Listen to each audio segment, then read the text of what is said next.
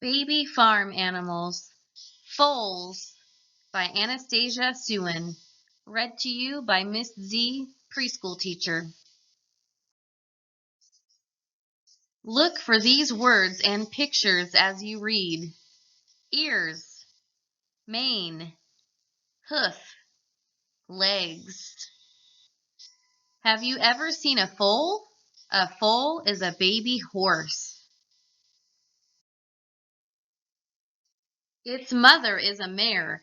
The foal drinks milk. Look at the foal's legs. They are long.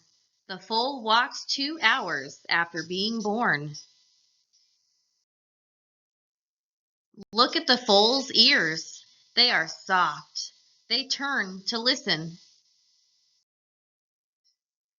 Look at the foal's mane. It sticks up. It will grow long. Look at the foal's hoof. It is hard.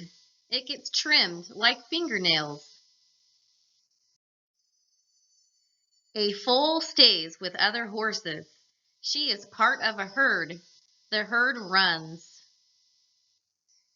Did you find ears, mane, hoof, legs? The end. I hope you've enjoyed this story. See you next time.